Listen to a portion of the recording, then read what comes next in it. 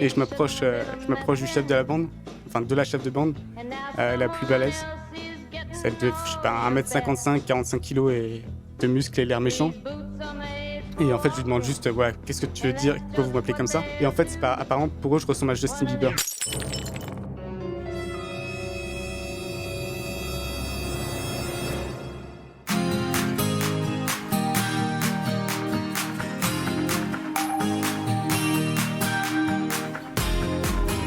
Vous écoutez le podcast Nomade Digital, l'émission de ceux qui veulent prendre le contrôle de leur temps et de leurs revenus pour pouvoir vivre et travailler n'importe où dans le monde. Chaque semaine, venez discuter entrepreneuriat, productivité et voyage avec deux gars qui le vivent au quotidien. Bienvenue sur le podcast Nomade Digital, le podcast qui a attendu l'épisode 37 pour vous dire les mauvais côtés du nomadisme digital. Je suis Stan de marketingmania.fr. Et je suis Paul. Aujourd'hui, on parle donc du côté obscur du nomadisme digital. On va parler des choses, des éléments qui sont un peu plus durs à vivre au quotidien quand vous vivez quand vous vivez sur la route, quand vous voyagez beaucoup. On parlera aussi des astuces que nous on a trouvées pour mitiger ces problèmes-là quand c'est possible. La première chose, Paul, qu'on voulait dire pour introduire cet épisode, c'est que évidemment, les problèmes dont on va parler aujourd'hui dépendent largement de la façon dont tu vas voyager. Effectivement, il y a une très grande différence entre, par exemple, changer de lieu toutes les semaines et au contraire, comme tu le fais toi, peut-être vivre la moitié de l'année dans une ville et la moitié de l'année dans une autre ville. Les problématiques ne sont pas les mêmes. Voilà, donc effectivement, en général, plus tu voyages, plus tu vas avoir des problèmes de transport, des petites frictions, etc.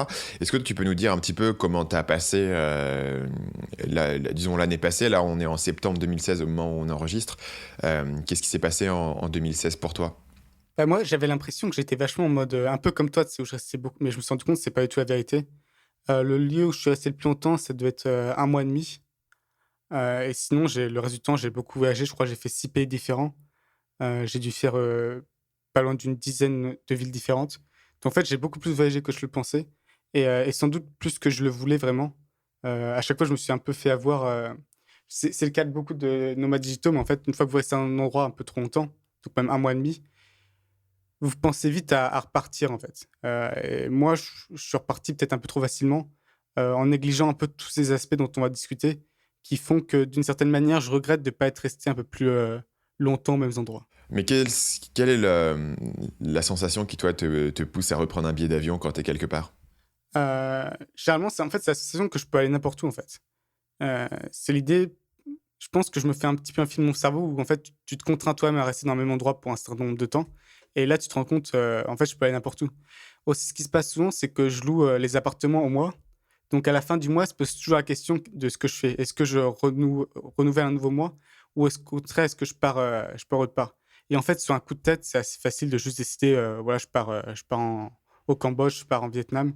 En 30 secondes, bah, j'exagère un peu, mais en 5 minutes, tu as ton nouveau billet d'avion.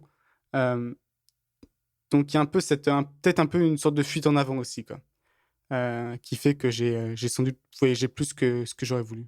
Ah, je veux te dire que j'ai pas mal évité ce problème-là, je pense, parce que moi, j'ai une appréhension particulière de voyager, où tu vois, j'ai une friction particulière, et donc au contraire, je dois me forcer à bouger, parce que non, c'est pas vraiment de la flemme, mais c'est un peu similaire, tu vois, c'est une friction, c'est une appréhension à le faire, et du coup, vraiment, sur l'année 2016, là, j'ai été dans deux pays, le Vietnam et la France. Et même quand j'étais au Vietnam, ça si, j'ai été vaguement en Thaïlande, mais euh, le Vietnam, tu vois, quand j'y suis, je peux passer 6 mois à Ho Chi Minh sans vraiment bouger, sans même Dans aller ton à quartier. dans mon quartier, ouais. Une fois, j'avais pris le scooter pour aller au restaurant dans le district 12. C'était l'aventure du siècle, quoi, pour C'était de la moi. folie. Ouais, c'était un truc de ouf. Mais c'est pour ça qu'aprais tu pas d'anecdote à raconter, quoi. Ouais, bah ouais, c'est mon problème, hein. J'ai beaucoup moins d'histoires de serpents, etc.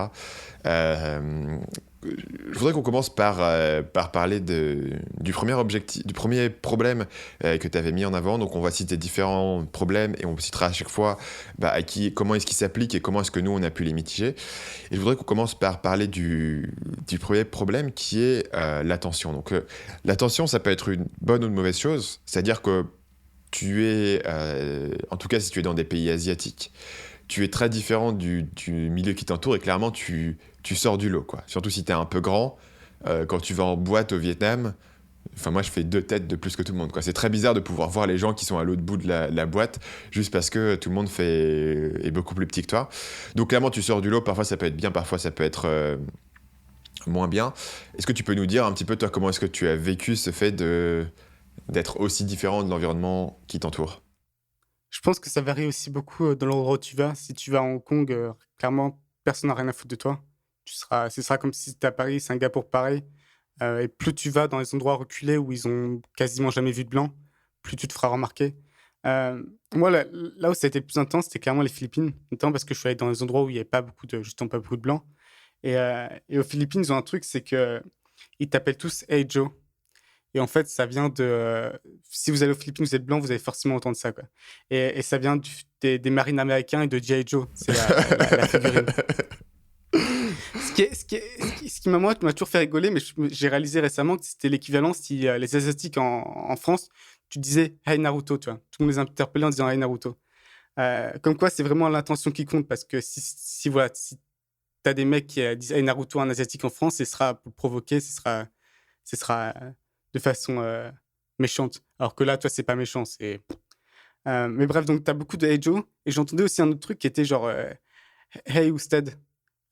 Ma prononciation de l'espagnol est catastrophique, mais en gros, je connais quelques mots, je me suis dit, ça doit dire et toi, en fait. Et ça revenait souvent, mais des fois, j'entendais des trucs un peu, ça sonnait un peu différemment. Donc, j'ai commencé à vouloir chercher qu'est-ce que ça veut dire, et je trouvais pas. J'ai essayé Google Translate, j'ai demandé à des amis philippins, ça marchait pas. Et c'était vraiment n'importe qui pouvait m'appeler comme ça. C'est-à-dire que tu avais trois grands-pères qui allaient m'interpeller comme ça, des groupes de jeunes, peu importe. Et je sais pas, au bout de la 5e fois où ça arrive, je me dis, bon, bah là, je vais aller demander au groupe, voilà, qu'est-ce qu'ils voulaient dire.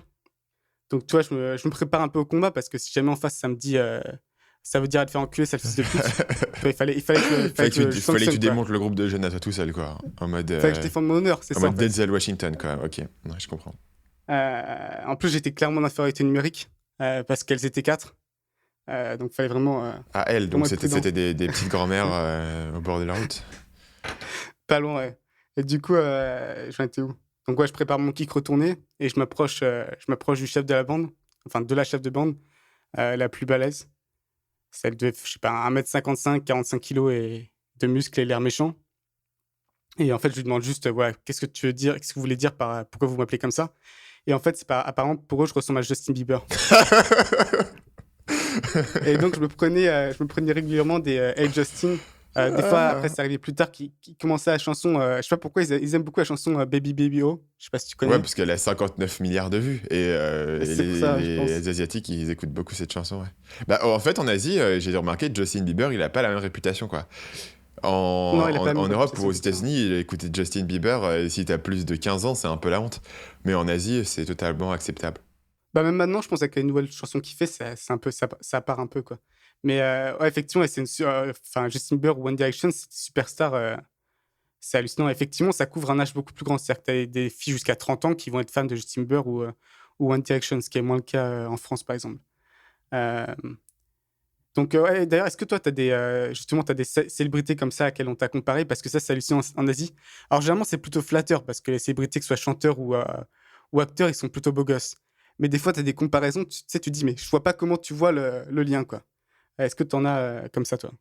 Bah, en fait, quand j'étais plus jeune, donc faut voir un peu la tête que j'ai des espèces de lunettes noires, enfin des lunettes carrées avec une monture noire. Et quand j'étais plus jeune, je coiffais mes cheveux un peu chelou comme les mecs comment ça s'appelle, dans Mad Men. Et, D'accord. je m'habillais que avec des chemises et des vestes et tout. Et en fait, quand j'étais à Singapour et que je m'habillais comme ça, les gens parfois me disaient tu te déguises en Superman. Parce que quand Superman il est déguisé dans son costume de reporter et qu'il Ouais, a je des vois. lunettes, et Clark ben, Kent. il ressemble un peu à ça. Et plusieurs personnes m'avaient dit ça, donc ça m'avait méga saoulé parce que je voulais ressembler à Mad Men, mon gars, je voulais pas ressembler à Superman. Donc maintenant, je me coiffe pas et puis je me rase pas, donc je ressemble plus à Superman. Du coup, mais au Vietnam, ils essaient pas de te comparer à des stars. Aux Philippines, c'est un sport, quoi. C'est Non, pas chaque trop. fois. Non, c'est pas un truc. Non. Mais par contre, quand t'es à Ho Chi Minh, si tu veux, tu sors pas du lot, quoi. Étant blanc à Ho Chi Minh, enfin, il y en a 1000 des expats là-bas, donc c'est pas un truc énorme. C'est pas comme quand tu vas dans la Cambrousse et que chaque enfant qui te voit, t'as l'impression qu'il a vu le Père Noël, quoi. Effectivement. Voilà. Donc, tu vois, à Ho Chi Minh, euh, tu n'as pas trop de comparaison. Il y a une chose qui m'est venue à l'esprit, Paul, et on n'en a pas parlé avant l'épisode, donc je ne sais pas trop si on va pouvoir rebondir là-dessus, mais c'est que là, on parle de comment tu sors du lot si tu es blanc en Asie. Après, tout le monde n'est pas forcément blanc, et je me demande, est-ce que tu as une idée, et on va aller assez doucement là-dessus, de à quoi peut ressembler l'expérience d'un mec qui est noir, par exemple, et qui débarque en Asie, là où ils n'en ont pas vu beaucoup. Aux Philippines, c'est vraiment, pour le coup, les Noirs, c'est quelque chose de. C'est très. Enfin, c'est pas divisé, mais c'est. En gros, ils sont très très fans de basketball. C'est le sport national aux Philippines, ce qui est totalement illogique quand tu mesures 1,60 m. Donc ils vont dire et LeBron, c'est ça? Ils vont être. Bah ça, par contre, c'est sûr, ils se prendront des surnoms comme ça. Y a pas... Mais toi, du coup, ils sont très fans. Ils regardent la NBA. Tu vois, parce qu'en plus, il y a 12 heures de décalage. Ils regardent la NBA. Ils se réveillent tous à 5 heures du matin pour regarder la Ok. NBA. Ou je sais pas à quelle heure. Ils sont vraiment. Genre, quand il y avait les finales, plus personne travaillait, quoi. C'est vraiment le sport national de très loin. Et vu qu'il y a beaucoup, beaucoup de noirs dans la NBA, toi, ils ont tous des. C'est dans les pays africains, tu vois souvent des joueurs enfin des personnes avec des maillots de football. Ouais. Là, c'est des maillots de basketball. Donc ça, c'est l'aspect positif. Et aussi, ils sont fans de rap, de hip-hop. Et, ouais, il y a tout ça, c'est l'aspect positif. Par contre, il y a l'aspect plus négatif qui est que le seul contact avec des vrais noirs qu'ils aient eu, généralement, c'était les soldats américains donc, qui stationnaient aux Philippines. Les expériences n'étaient pas très bonnes, quoi. C'est-à-dire qu'il y a eu beaucoup de viols. D'ailleurs, ils ont fini par servir des Philippines. C'est pareil au Japon, il y a beaucoup de cas de viol, il y a beaucoup de cas de violence. La prostitution monte en flèche dès qu'il y a une base américaine qui s'installe. Donc cette expérience est moins, voilà, était plus négative. Mais je dirais que globalement, ce sera pas. Les gens seront sans doute plus méfiants qu'avec un blanc, mais ce sera pas, ils sont pas, comment dire, il y aura pas d'aversion particulière non plus, quoi. Ce sera plus de la curiosité. Ok. Après, ce qui est un peu plus négatif encore, c'est si t'es arabe. Généralement, par contre, si t'es arabe, c'est plutôt négatif parce qu'en fait, ils sont.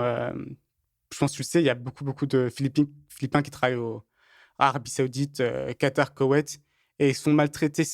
Toutes les histoires, c'est incroyable. Ils sont maltraités, personne n'en parle, mais ils sont maltraités comme pas possible. C'est monstrueux. Et du coup, voilà, si t'es arabe, forcément, ils vont t'associer à ça. Donc, généralement, c'est bien de. Par exemple, si t'es un arabe d'Algérie, toi, là, ils en ont rien à foutre, tu vois. Le problème, c'est qu'ils savent pas l'Algérie existe. Et puis, tu vois, tu penses qu'ils font la différence, C'est un peu ouais, le ouais. problème, mais du coup, il y a un peu cet aspect négatif d'a priori. Et honnêtement, les Arabes que j'ai vus aux Philippines, j'aurais rencontré quelques-uns dans les hôtels, dans les restaurants, et c'est quand même des bons enculés, quoi. Généralement, souvent, en fait, c'est un peu couillon, mais c'est des enfants de riches qui vont aux Philippines pour les vacances ou pour apprendre l'anglais. Et ils traitent vraiment même s'ils sont aux Philippines, ils traitent vraiment les Philippins comme des sous-hommes, quoi. Euh, donc cette réputation, pour le coup, est un peu justifiée des pays, enfin des gens qui viennent d'Arabie Saoudite, de Qatar, Koweït, ainsi de suite. Ouais, donc c'est à peu près ça. Mais après, toi, t'as pas de risque par rapport à ta propre sécurité où les gens vont pas t'insulter dans la rue, toi. C'est pas, ils vont pas le manifester de façon ouverte.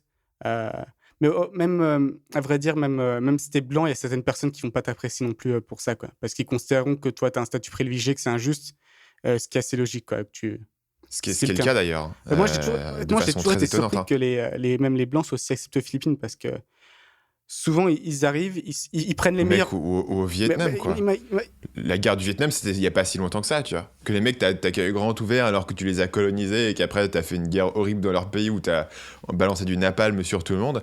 Et au final, ils en ont pas gardé. En tout cas, la majorité de la population n'a pas gardé des a priori C'est vrai que la négatifs. guerre, c'est encore autre chose. Mais imagine en France, tu as des immigrants qui arrivent, qui s'installent qui s'installent dans les meilleures baraques, enfin, qui ont un niveau de vie largement supérieur. Bah, il y en a, ça s'appelle les milliardaires du pétrole ou les milliardaires Ouais, chinois, quoi. Et tout le monde se dit, ouais, les Chinois, j'ai trop d'appart à ouais, Paris, c'est scandaleux. qui s'intègrent pas du tout, qui sont même pas Ouais, chiés à apprendre la langue, ouais. voilà, qui ont. Et toi, ça serait pas très accepté en France, quoi. Alors que là-bas, bon, bah, c'est un peu ce qui se passe. Enfin, concrètement, généralement, tu vis un peu entre toi. Euh, non, c'est un entre-soi, je crois, l'expression. Bref. Et pourtant, il y a pas vraiment d'animosité. Même si, honnêtement, faut se méfier, je pense, avec ce genre de pays parce que ça peut très vite se retourner, quoi. Euh, Notamment aux Philippines, là, j'y retourne bientôt et je suis pas totalement tranquille parce que Toi, si d'un coup, le président il pète un câble encore et il décide de dire que les Blancs, c'est à cause d'eux que les Philippines vont mal et que c'est tous des. Voilà, je sais pas quoi. Ça peut vite. La situation politique peut vite se retourner et je sais qu'il y a notamment aux Philippines, j'en contactais pas mal de gens qui pensent partir parce qu'ils craignent un peu pour leur propre sécurité à l'avenir. Euh, donc c'est pas quelque chose de simple quoi. Notamment et effectivement comme je disais tout à l'heure, ça sera jamais de façon ouverte. Toi, si te détestent, ils vont jamais t'insulter ou tu vas pas te faire tabasser dans la rue. Par contre, ils peuvent ne pas en penser moins. Mhm. Partons sur quelque chose de plus léger qu'on avait noté dans d'autres documents, qui est la logistique de travail. Donc ici, on parle de plus tu bouges, plus tu vas galérer à pouvoir trouver du bon Wi-Fi, hein, parce que le Wi-Fi, c'est la vie. On parlait avant l'épisode qu'on on a ce site qui s'appelle speedtest.net, qu'on va checker tous les jours quand on est en voyage. La plupart des gens en France connaissent même pas ce site pour vérifier les vitesses de l'Internet, parce que tout simplement ils n'en ont pas forcément l'usage. Donc parfois il y a la question aussi simple que de pouvoir trouver un bureau où poser ton ordinateur. On parlait aussi des chambres d'hôtel où il n'y a pas de bureau, où tu es obligé de bosser sur ton lit. Et moi, je vais beaucoup bosser dans ces cas-là dans les cafés, mais dans certains pays, trouver un café où il y a à la fois du bon Wi-Fi, où il n'y a pas trop de monde, et surtout où il y a des tables qui sont proches des prises d'électricité, c'est pas forcément Je suis en simple. train d'imaginer, au pire, si tu trouves pas de café, tu vas, tu sais, au Vietnam, ils ont tous tu sais, les petits restos avec, tu sais, les mini-chaises. Ça, faudra un Ouais. jour qu'on en parle des mini-chaises au Vietnam. Je comprends pas. Je sais pas, il y en a 3 millions qui ont été produites, ils ont fait, maintenant, il faut qu'on les garde. Pour expliquer, en fait, peut-être tu peux expliquer c'est quoi les mini-chaises au Vietnam, mais c'est le seul pays où j'ai vu ça, quoi. Ouais, donc au Vietnam, ils fabriquent des espèces de petits tabourets en plastique qui font vraiment 10-15 cm de haut. Et quand tu vas au restaurant, enfin dans les restaurants un peu traditionnels en bord de route, tu t'assois là-dessus. Donc si t'as vraiment une taille Mais même d'Européen pour les Vietnamiens, je trouve ça trop petit, toi. standard, t'as les genoux dans... Mais c'est pas que eux, ils font 15 cm de haut, tu vois. Mais pour nous, t'as vraiment les genoux dans le menton. Et en fait, ça vient ouais, du fait qu'ils ont l'habitude de s'asseoir vraiment très près du sol. Et donc, en fait, traditionnellement, ils ont ces chaises qui sont très basses. C'est la façon dont ils s'assoient. Tu sais, c'est presque accroupi, en fait, avec juste un truc pour te Mais du coup, je soutenir un peu t'imaginais en derrière. travaillant comme ça, Et souvent dit sur la petite chaise et la petite table. ouais. Et du coup, ouais, les tables sont juste un peu plus hautes. Et au Vietnam, c'est beaucoup comme ça. Donc après, c'est pratique, hein, parce que du coup, le gars, il a sa terrasse, il peut rempiler toutes ses chaises. Elles font 1 mètre cube, quoi. Enfin, ça prend pas beaucoup de place. Donc c'est l'aspect. Le Vietnam, c'est un des meilleurs pays parce qu'il y a beaucoup, beaucoup de cafés. Il y a une grande culture du café là-bas. Et en général, les cafés ont des prises facilement accessibles. En tout cas, dans les quartiers où moi, j'ai l'habitude d'aller à Ho Chi Minh. Mais par exemple, à Bali, je me souviens de devoir faire 3, 4, 5 cafés différents avec à chaque fois rentrer, demander si vous avez du Wi-Fi, ok, vous avez des prises où je peux brancher mon ordi, ah bah non, ça on n'a pas, allez au suivant. Et ça pour le coup, c'était... quand tu commences ta journée, passer 25 minutes à trouver un endroit où t'asseoir ou te À préparer, mon avis, ça Bali, casse ça a un peu dans changé. ton Je pense élan. que ça s'est amélioré depuis parce que, notamment, j'ai été surpris par l'internet de Bali qui n'était pas si mauvais que ça, contrairement à ce qu'on me disait. Enfin, j'ai réussi à trouver des endroits avec 5 mégas. Donc j'ai l'impression que c'est en évolution assez rapide, Bali, et qui s'adapte de plus en plus justement aux nomades digitaux. Parce que je pense que on parle beaucoup de Chiang Mai parce que c'est un peu le centre du Dynamic Circle, le groupe dont on parle souvent. Mais j'ai l'impression qu'il y a encore plus globalement, il y a plus de nomades digitaux à Bali. Bah moi, quand j'ai commencé, Bali était le grand centre du nomadisme digital. D'ailleurs, c'est là où j'ai été quand j'avais fini mes études à Singapour. Le premier billet d'avion que j'ai pris, c'était pour aller à Bali. Mais effectivement, dans le Dynamite Circle, en tout cas, il est un peu tombé en désamour, principalement à cause de cette histoire du Wi-Fi et de l'Internet qui était un peu inférieur. Et aussi pour la raison que c'est pas un aéroport de ouf, Bali, quoi. Donc si tu veux voyager, tu te retrouves facilement Ouais, c'est pas Jakarta. à faire des changements pour aller n'importe où, tu vois. Alors qu'une ville comme Bangkok, par exemple, ou Ho Chi Minh, tu peux aller à peu près n'importe où en vol direct. À côté de ça, Bali avait un gros avantage, en tout cas à l'époque, faudrait que je revoie aujourd'hui, c'est que si tu voulais louer une maison à l'année, c'était pas cher du tout, quoi. Tu pouvais louer des villas de ouf à l'année. Effectivement, moi j'ai loué pour 2 mois. Et j'ai loué pour 2 mois, c'était vraiment. Non, pour 1 mois et demi. Et c'était vraiment. J'étais surpris par le prix en tout cas. Parce que c'était un truc qui faisait peut-être 100 mètres carrés.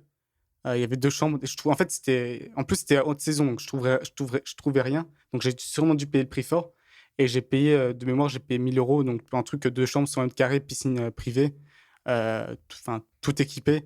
vraiment assez luxueux. 1 000 € par mois ou 1 000 € Euh, pour les 2 mois? 1000 € par mois, donc j'ai payé 1500 € pour un mois et demi. Donc effectivement, j'étais surpris par les prix à Bali en fait. Et je l'explique pas vraiment parce que c'était en haute saison.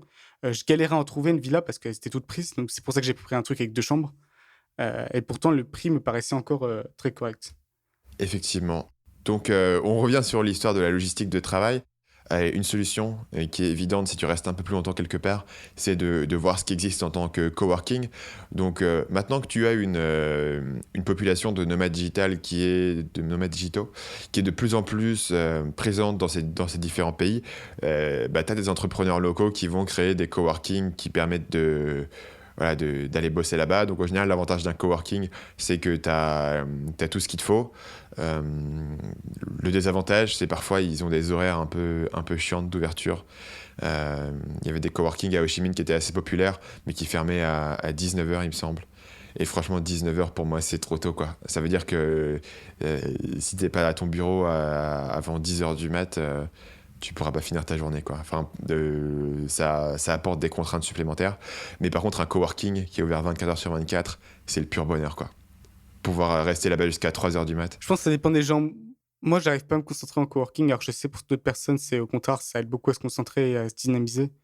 Donc, ça dépend des personnes. Par contre, si vraiment vous voulez, vous êtes inquiet à propos de pouvoir travailler justement et trouver un coworking, Chiang Mai comme première destination, c'est pas mal parce qu'il y en a vraiment partout, quoi.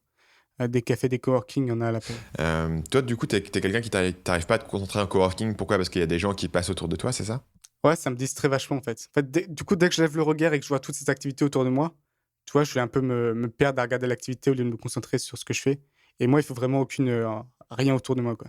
Et c'est pour ça, par exemple, que généralement, j'essaie de prendre autant que possible un truc à 2 pièces pour me séparer de ma copine, parce que même si elle bouge, elle fait, même si elle est, je sais pas, à côté sur son téléphone, toi, je vais avoir du mal à me concentrer. Donc, je suis très psychorigide à ce niveau-là.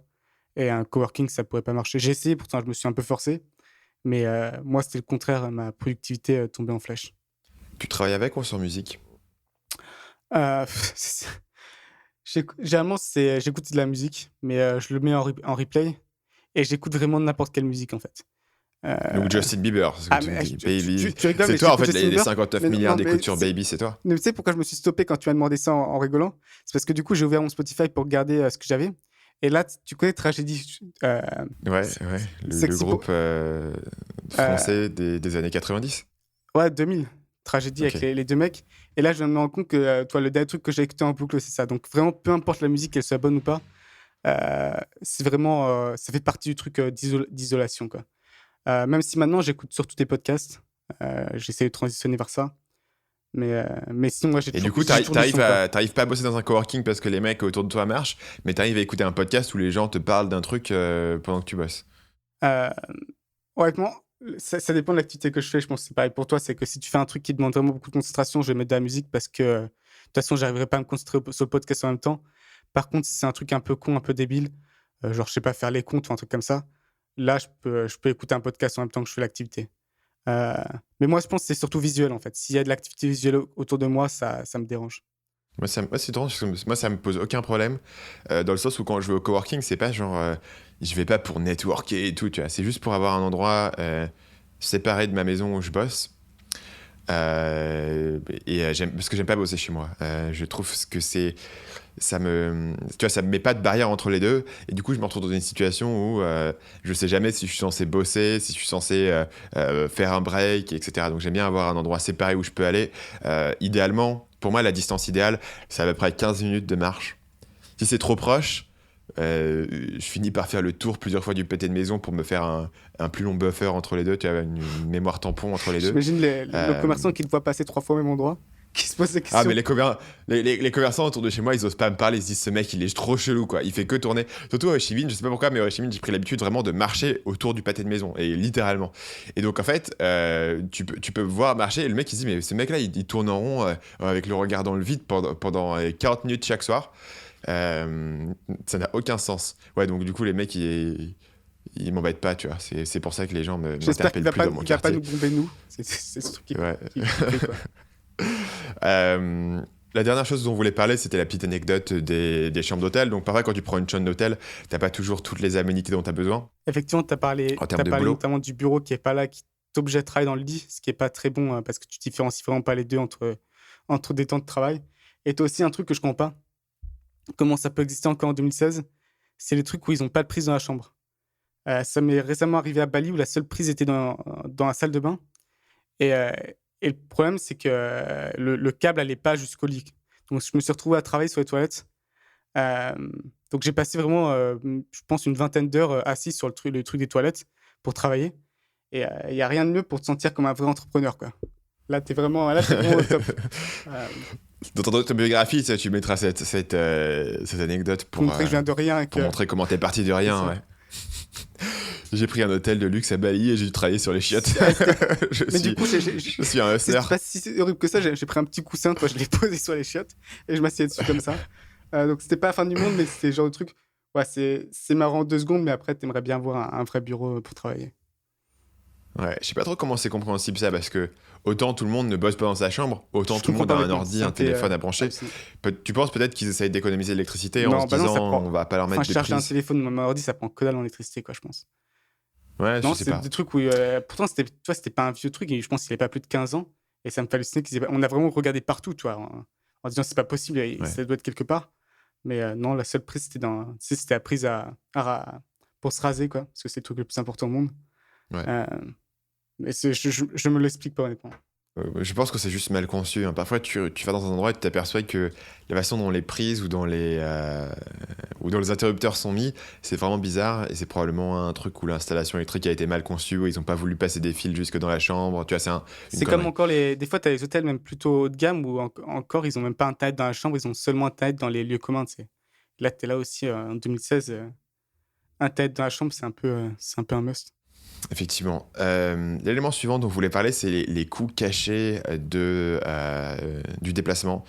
Donc à chaque fois que tu te déplaces, bah, tu as tout un tas de choses auxquelles on ne pense pas forcément, mais qui finissent par s'accumuler. Si, surtout comme toi, bah, tu as beaucoup bougé cette année, je sais pas combien de fois tu as pris l'avion, mais peut-être, tu dirais quoi, une vingtaine de fois Non, cette année? plutôt 40, ouais, une quarantaine de fois.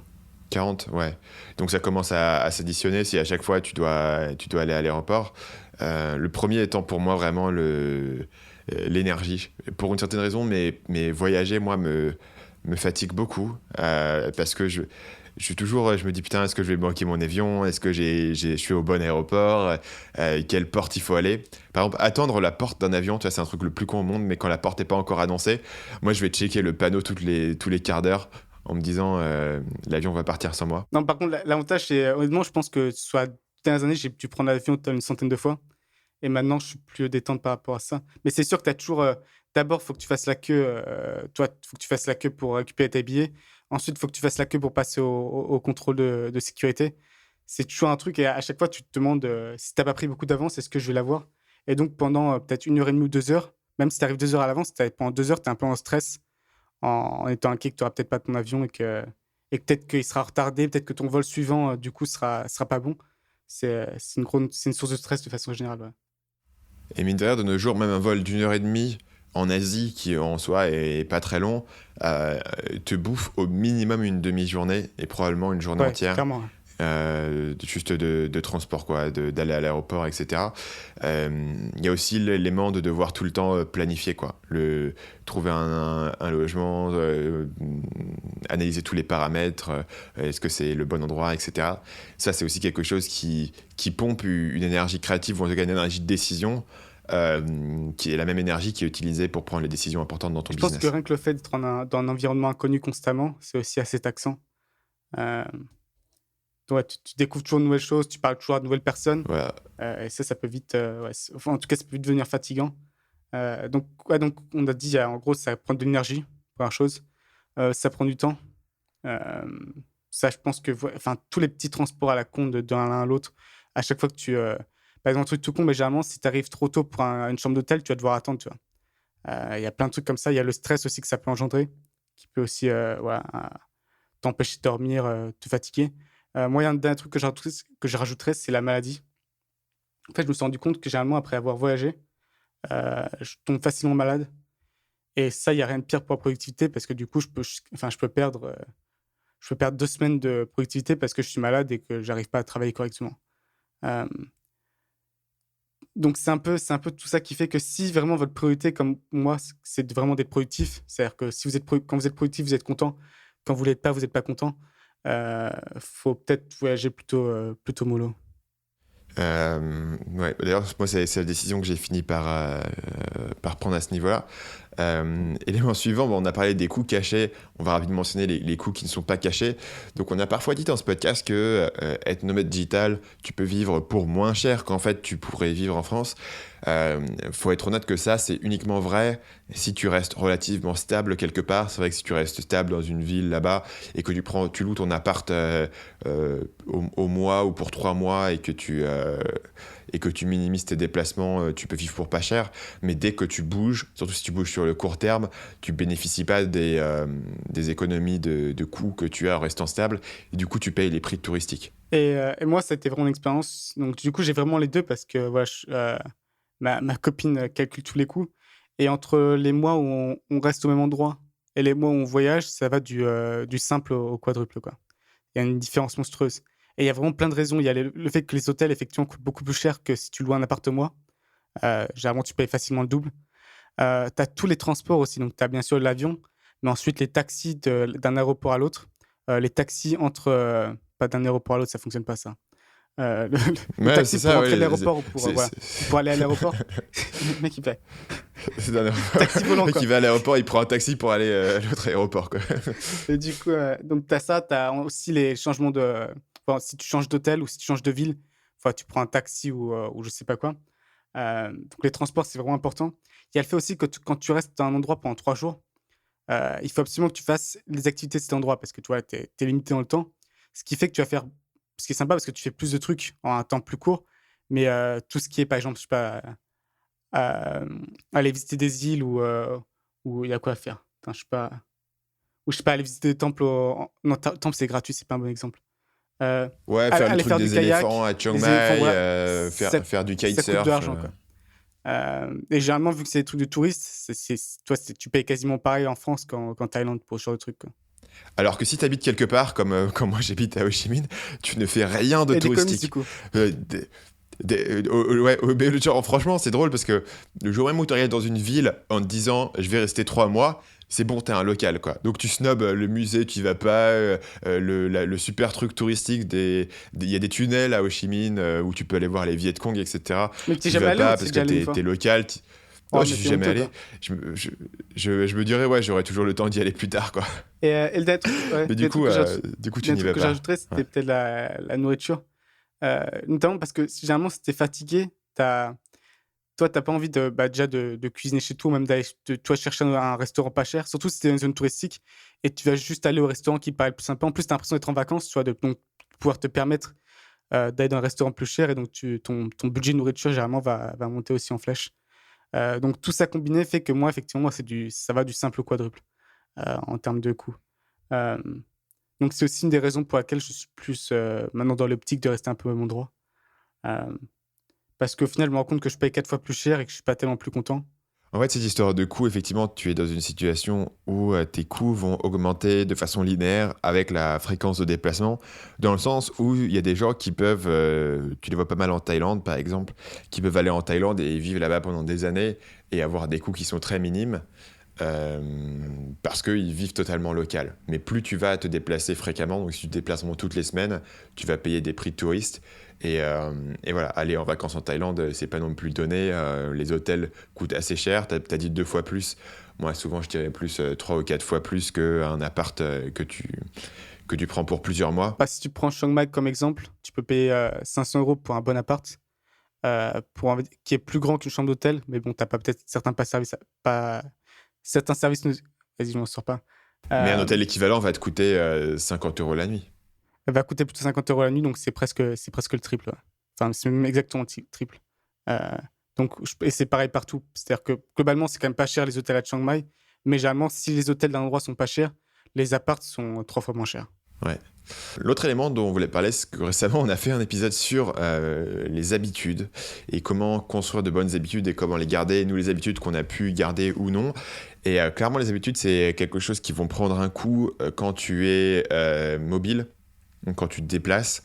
Donc on parle en particulier des jours où concrètement tu prends l'avion, où là, enfin, c'est très compliqué de maintenir des bonnes habitudes quand tu voyages.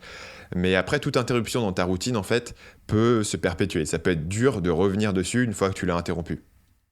Moi, dans mon cas, c'est assez catastrophique. C'est que dès que je commence à voyager, que je suis un peu fatigué, toutes mes routines se cassent la gueule totalement. Enfin, même, enfin, j'arrive plus à travailler. C'est vraiment, moi, c'est assez violent chez moi. Je sais qu'il y a d'autres personnes qui arrivent beaucoup mieux. Et donc, pour eux, le fait de voyager régulièrement, c'est peut-être pas aussi négatif. Mais moi, carrément, j'oublie de manger, par exemple. Euh, Vraiment, j'ai totalement oublié de manger. Je me rends compte à la fin de la journée que j'ai pas mangé de la journée. Donc, ça va à ce niveau-là. Donc, dès que je suis un peu, voilà, dès que je suis un peu déboussolé par l'environnement, fatigué et que je voyage un peu trop, ça tient pas. Et donc là-dessus, il y a une explication que j'aime bien, qui vient du bouquin de Charles Duhigg, donc Power of Habit. Donc pour lui, une habitude, c'est vraiment trois choses. C'est d'abord une trigger, donc un élément déclencheur, une routine elle-même, et puis une récompense derrière. Et en fait, l'idée, c'est que quand tu te déplaces, eh bien, tu perds ton élément déclencheur, qui pouvait être un endroit, à un certain moment, tu veux t'aller avoir telle routine qui allait se déclencher ou non. Et donc, ça suggère que la solution à ça, ça serait de modifier tes éléments déclencheurs. Donc, essayer de voir si tu peux trouver des éléments déclencheurs qui sont portatifs. Et moi, j'avais essayé de faire ça, par exemple, en écoutant certains livres audio ou certains podcasts, mais les podcasts, ça marche moins bien parce que ça change. Mais si tu écoutes un certain livre audio, par exemple, et que tu te déplaces dans différents endroits et que tu as utilisé ce livre audio comme le point de départ de ta routine du matin, tu peux rendre ta routine partiellement plus portative. Ça sera jamais parfait, mais ça peut Nomade. t'aider à... Voilà. Tu pourrais dire nomade aussi. Effectivement, Tant qu'à nomade. faire. La routine nomade, on pourrait appeler ça comme ça. On Et, va écrire un livre. voilà. Moi, c'est une astuce que j'ai trouvée qui fonctionne plutôt bien. Voilà, d'avoir tu vois, ou la méditation, par exemple, ça peut être aussi un truc qui se transporte assez bien, puisque tu as juste besoin de ton téléphone pour mettre un timer et de faire de la méditation. Mais si t'as pas l'élément qui va la déclencher, tu vas pas penser à le faire.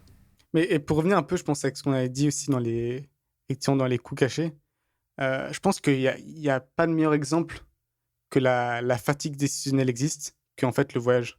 Parce que je pense que quand tu voyages, tu te rends très vite compte que la fatigue décisionnelle, c'est quelque chose. Si tu dois choisir ton hôtel, si tu dois choisir, si tu vois, tu dois choisir même quand tu sors de l'aéroport, un truc chiant, c'est de pas te faire arnaquer par ton taxi, tu vois. Ouais. Tous ces trucs-là, c'est vrai il n'y a pas de meilleur exemple que le voyage pour te montrer qu'à la fin de la journée, tu es totalement incapable de prendre une décision. Et c'est un peu à voir avec les routines aussi, parce que moi, je me rends compte que ma volonté disparaît. Si je voyage trop, ma volonté disparaît assez rapidement.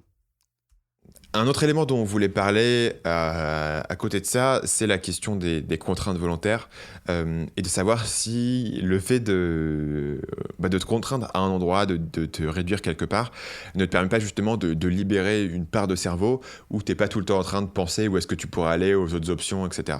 Et il y a un mécanisme psychologique qui a été étudié, c'est celui que quand tu prends une décision, tout être humain va rationaliser pourquoi cette décision était la meilleure, quoi. Ce qui a du sens parce que justement, c'est une bonne chose au final. C'est-à-dire que quelle que soit la décision que tu prends, après, tu vas logiquement te persuader que c'est ta meilleure décision à prendre, notamment si elle est irréversible. L'idée, c'est que à partir du moment où tu n'es pas engagé sur une décision, tu es toujours un peu insatisfait de là où tu es. Tu dis toujours il y a quelque chose de plus beau au-delà de l'horizon. Mais si tu t'es dit ok, je vais rester dans cette ville, c'est bon, je me suis installé, j'ai acheté un appart, ou c'est là où est ma vie, c'est là où j'ai mon boulot, la situation dans laquelle la grande majorité des gens sont situés, eh bien tu vas pouvoir te retrouver satisfait avec la situation dans laquelle tu es, sans te demander s'il y a quelque chose de mieux au-delà de l'horizon, tout simplement parce que tu es engagé dans une situation concrète. Et je pense, alors là je vais faire une analogie à la con et les gens me jetteront des pierres, mais que c'est un peu pareil dans la façon dont les couples fonctionnent aujourd'hui. C'est-à-dire quand tu parles à des gens, quand je parle à mes grands-parents, pour eux, une fois que tu t'étais engagé avec quelqu'un, tu t'étais engagé avec quelqu'un. Tu n'avais pas vraiment l'option de changer, et du coup, c'était beaucoup plus facile pour eux d'accepter les défauts de l'autre personne, parce que de toute façon, ils étaient enchaînés l'un à l'autre, et de toute façon, ils allaient, ils continuaient ensemble. Mais plus le divorce et plus la séparation est acceptée et facile, et plus tu peux te permettre de douter, et plus ton cerveau va se demander, tiens, est-ce que je serais pas plus heureux si on se séparait, si on allait faire autre chose. Est-ce qu'il n'y a pas de meilleure option ? Voilà. Et qui, je pense, comme tu l'as dit, je me sens assez confortable pour mentionner cet élément parce que c'est un mécanisme psychologique effectivement qui a été étudié et qui a des applications, d'ailleurs, on va pas rentrer dedans, mais qui a des applications en termes de marketing. C'est-à-dire que si tu offres trop de choix, trop de variété dans tes produits que tu offres, eh bien les personnes vont être moins satisfaits avec leur choix final parce qu'ils se demandent s'ils n'auraient pas pu faire un autre choix qui aurait été plus satisfaisant pour eux. Et même effectivement, et même en termes de produits physiques, ça a été étudié que plus tu proposes de couleurs différentes, tu te dis c'est bien, tu offres plus de choix aux gens, mais le taux de conversion a baissé parce que les gens aiment pas avoir trop de choix. Et généralement, ce qui marche mieux, c'est d'offrir seulement 2 couleurs différentes. Donc voilà, la personne choisit quelle couleur elle préfère parmi ces deux-là et c'est tout. Et je trouve ça assez intéressant, effectivement, parce que instinctivement, on te dit plus de choix, c'est plus de liberté. Les gens aiment avoir le choix, voilà, pouvoir faire ce qu'ils veulent. Mais j'en suis pas totalement persuadé. Et du coup, et je pense que ce que tu as dit par rapport au mariage ou aux relations, enfin, je pense pas que ce soit polémique du tout, quoi. Ça me paraît logique. Eh bien, je suis autant que tu seras d'accord avec moi. En parlant du mariage, on a une tradition parfaite, puisque le dernier point qu'on voulait aborder et qui n'est pas des moindres, c'est la question des racines, c'est la question de la famille, des amis, des racines géographiques. C'est un sujet auquel j'ai beaucoup pensé dernièrement, donc je voudrais commencer par avoir ton retour, parce que dans des podcasts précédents, tu avais mentionné le fait que tu étais assez à l'aise de ne pas voir ta famille aussi souvent et que tu le vivais plutôt bien, mais je voudrais savoir avec toi comment est-ce que tu vois aujourd'hui cette idée des racines, le fait de te déplacer aussi souvent, est-ce que ça a un impact, tu penses, sur ta psychologie ou sur ton bonheur? Non, mais c'est vrai que j'ai un peu ce fantasme c'est de la maison à la campagne où j'ai mon propre petit, comment on appelle ça? Putain, j'ai du mal. Ton chien, t'élèves des vaches, t'as un champ de maïs et tout, hein. Même moi C'est aussi, ça. pareil. J'ai un peu tout ce trip-là, vraiment de m'installer, d'avoir ma maison à moi. Après, il y a, je pense, tu vois, la question effectivement, quand tu fondes une famille, euh, je pense qu'honnêtement, si je venais à fonder une famille, à mon avis, je passerais plus en mode une base vraiment où je passe 10 mois de l'année, puis après des vacances peut-être un peu partout, quoi. Cette notion de base serait plus importante pour moi. Et rien que, en fait, déjà, j'imagine la difficulté de voyager voilà, de voyager tout seul, à quel point ça peut être galère parfois. Avec 2 enfants, par exemple, en bas âge, je comprends pas comment il y a des parents qui y arrivent, quoi. Je pèterais un câble très rapidement. Donc, à terme, j'ai un peu cette idée, ouais, de planter des racines. Mais ce qui est compliqué, c'est justement, j'ai un peu un choix illimité de où je veux planter des racines. Et toi, j'ai pas du tout choisi, j'ai aucune idée d'où je voudrais vivre à long terme. Est-ce que toi, tu as des lieux en particulier qui te tentent ou pas? Moi, si tu veux, j'ai le problème le lieu où j'ai passé le plus de temps et où j'ai le plus de liens, c'est Ho Chi Minh, donc le Vietnam. Mais j'habiterai pas là-bas à long terme pour différentes raisons. Et dernièrement, je me suis mis à courir énormément, donc j'ai toujours pas mal couru. Et dernièrement, mais j'ai vraiment énormément couru. Là, ce mois-ci, je vais faire 10 km par jour en moyenne, et ça monte au fil du temps. C'est beaucoup. Et ça, c'est intenable au Vietnam. Et donc, en fait, tu vois, et du coup, j'ai découvert que le Vietnam, c'est l'endroit où je me sentais le mieux. En tout cas, Ho Chi Minh, c'est l'endroit où je me sentais le mieux. Mais courir là-bas, c'est l'enfer, parce que d'abord, il fait beaucoup trop chaud. Et en plus, il y a de la pollution. Et en plus, il n'y a pas d'endroit où courir. Donc, il y a un peu une incompatibilité avec un truc qui devient de plus en plus important pour moi. Et donc, je vais continuer à y passer du temps. Mais finalement, je ne me vois pas tu vas poser des racines là-bas, parce qu'il y a ce truc-là où je voudrais vraiment m'entraîner beaucoup plus sur l'année 2017, peut-être tenter un ultra-marathon, tu as des objectifs qui sont émergents, Ambitieux. importants pour moi, mais qui sont pas compatibles avec cet endroit-là. Et donc, du coup, je me dis, comment est-ce que je retrouve les avantages que j'avais à Ho Chi Minh, mais en plus en pouvant avoir cette flexibilité. Ce qui fait que je suis dans l'obscurité complète par rapport à ça. Mais ceci dit, il y a un an, tu m'aurais posé la question, je ressentais pas une envie particulière de poser des racines. J'avais pas ce besoin émotionnel, et maintenant il est de plus en plus. Et c'est probablement aussi dû au fait que j'ai passé beaucoup de temps en France cette année, et j'ai été voir ma famille à Paris, à Nice, et ça m'a rappelé à quel point les relations que tu peux avoir quand tu voyages beaucoup sont superficielles, quoi. Et je me suis dit, putain, ça serait pas mal d'être plus proche de ma famille. Voilà, Et donc, toi, ça serait resté en France? Non, je resterai pas en France parce que c'est pas... Je veux voir ma famille, mes amis, mais finalement, c'est pas en France, ils devront se déplacer. Ouais, ils peuvent se déplacer, hein. Ils se déplacent, tu vois. Tant que je suis tant que je suis accessible et que je peux les accueillir, ils viendront me voir. Donc voilà, je n'ai pas de réponse là-dessus, mais effectivement, c'est un besoin qui est venu de plus en plus et que je ne ressentais pas avant. Et je trouve que c'est le problème aussi d'avoir peut-être trop de choix, c'est qu'à chaque fois que je réfléchis à un endroit où je pourrais aller, je trouve toujours une raison, tu vois, un point négatif, en fait. Et du coup, c'est pas l'idée.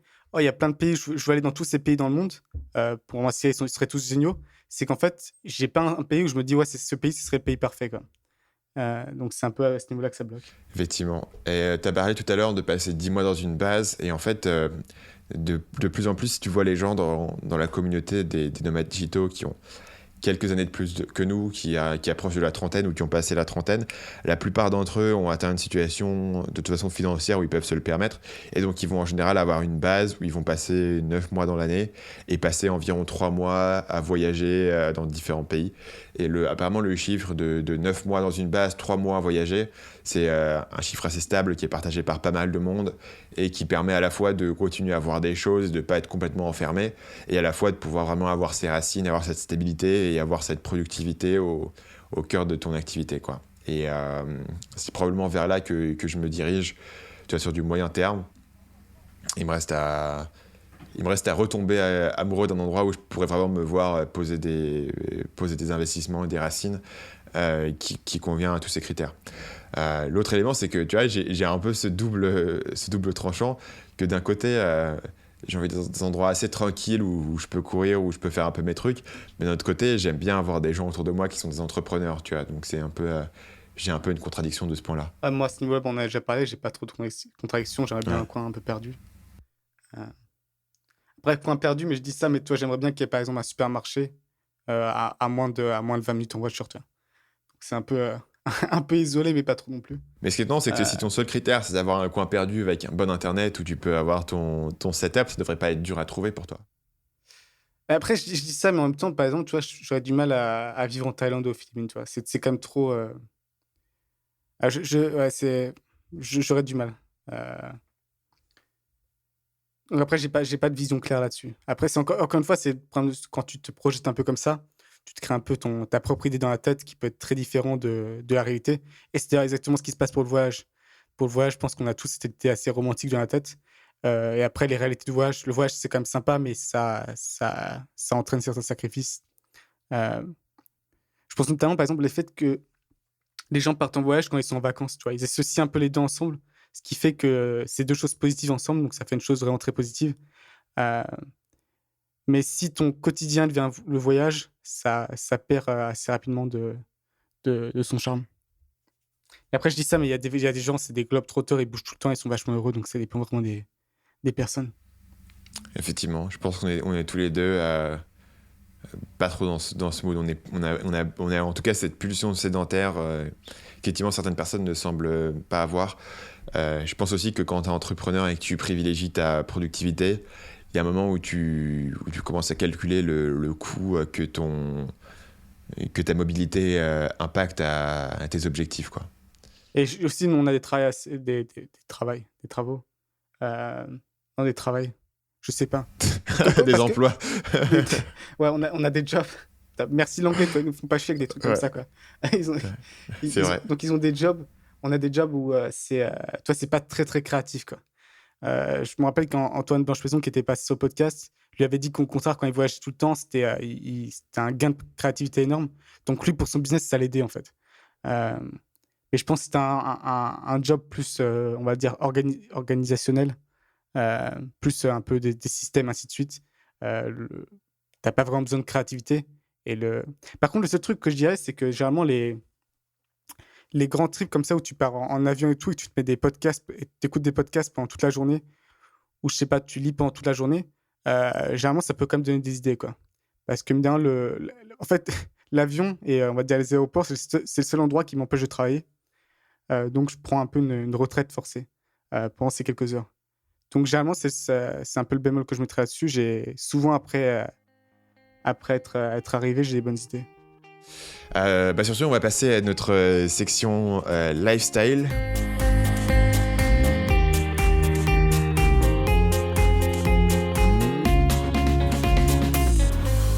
Paul, qu'est-ce que tu nous recommandes cette semaine ?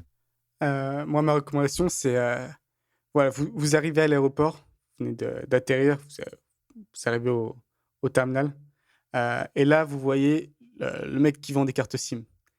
Et généralement, vous êtes très fatigué, vous vous dites: «Non, je le ferai une autre fois, je le ferai plus tard». Je recommande vraiment de le faire maintenant, de prendre votre carte SIM, locale, parce que c vous savez pas quand vous en aurez besoin. Rien que moi, ça m'est arrivé directement, le taxi, il savait pas où c'était et voilà, fallait que je lui montre sur Google Maps ou que je le guide, pour aller à mon hôtel. Je pense que c'est le truc, et même si vous êtes très fatigué, il faut le faire directement comme ça c'est fait, et de manière générale, choper une carte SIM, c'est vachement important. Du coup, vous pouvez utiliser Google Maps, vous pouvez commander de la nourriture, en ligne, ce qui est très important.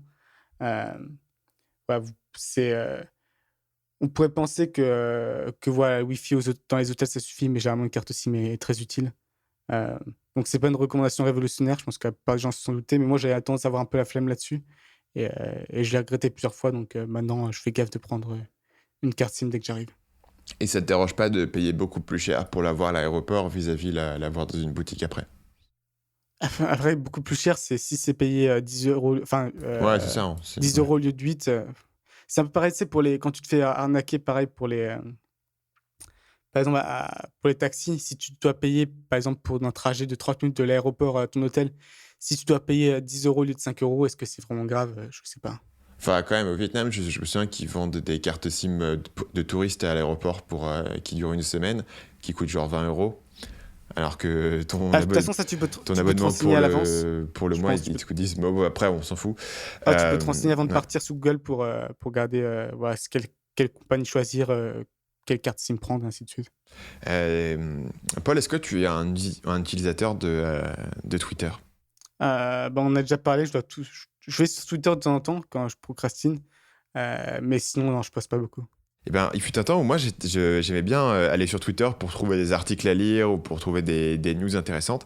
Et dernièrement, j'y vais plus du tout parce que j'ai remplacé ça par une application qui s'appelle Nuzzle, ça s'écrit Nuzzzel, et qui en fait se plug à ton compte Twitter et va en fait filtrer les liens et va les ordonner par le nombre de personnes qui les ont tweetés. Donc si tu follow par exemple plusieurs personnes et que plusieurs personnes ont tweeté le même lien, eh bien Nuzzle va tout rassembler et va te proposer cet article. Donc c'est avant tout un lecteur de news, tu peux directement lire dans l'application. Ça enlève tous les tweets qui n'ont pas de lien. Donc pour moi ça clarifie et ça nettoie pas Ah, mal. mais là, tu loupes. Non, mais là, ouais, mais tu rates. Là, du coup, tu sais pas ce que Bertrand a eu pour son déjeuner. Voilà. Je trouve que c'est un peu Mais c'est du un peu coup, ennuyeux. ça, en fait, ça retire beaucoup des fonctionnalités de Twitter, qui, moi, je trouvais étaient un peu distrayantes au niveau du social media. Et ça va juste agréger les liens en fait, qui ont été tweetés par les gens que tu suis. Et c'est devenu ma source si j'ai envie voilà, de lire des articles ou de trouver quelques trucs à lire ou de trouver des nouvelles idées. J'aime beaucoup cette application. Donc c'est une petite icône mignon avec un petit hérisson. Et moi, du coup, ça m'a complètement fait abandonner Twitter. Et je vais principalement maintenant sur cette appli-là qui se trouve sur ton téléphone et voilà, c'est un peu comme le flux RSS, mais pour Twitter. Donc tu as tous tes articles, tu peux lire les trucs, tu peux naviguer un petit peu. Très agréable. Sur ce, je te propose qu'on termine cet épisode-là. On se retrouve bien sûr jeudi prochain pour un nouvel épisode de Nomade Digital. D'ici là, bien sûr, vous pouvez aller sur notre site à l'adresse nomadedigitalpodcast.com pour retrouver toutes les archives du podcast, vous abonner, laisser votre avis. On mentionne, parce qu'on le mentionne en fait assez rarement, que en général, quand on donne des recommandations comme ça, comme Nuzzle, où souvent on va citer des bouquins, tous les ressources qui sont citées dans la section lifestyle, en général, ces liens, on les rajoute sur le site dans l'article correspondant à l'épisode. Donc si vous écoutez dans la voiture ou si vous n'avez pas eu le temps de noter le nom d'un bouquin qui vous intéresse, vous pouvez ensuite aller voir l'article en question et en général on met les liens correspondants. Il peut arriver qu'on oublie certains liens si on n'a pas pensé à les noter, s'ils sont venus au courant de la conversation, mais en général on fait de notre mieux pour vous donner les ressources dans l'article correspondant à chaque épisode. Sur ce, si vous suivez le podcast, n'oubliez pas de nous laisser votre avis, de préférence sur iTunes, avec un petit avis 5 étoiles, ça fait toujours plaisir. Et sur ce, on vous dit à la semaine prochaine. À la semaine prochaine.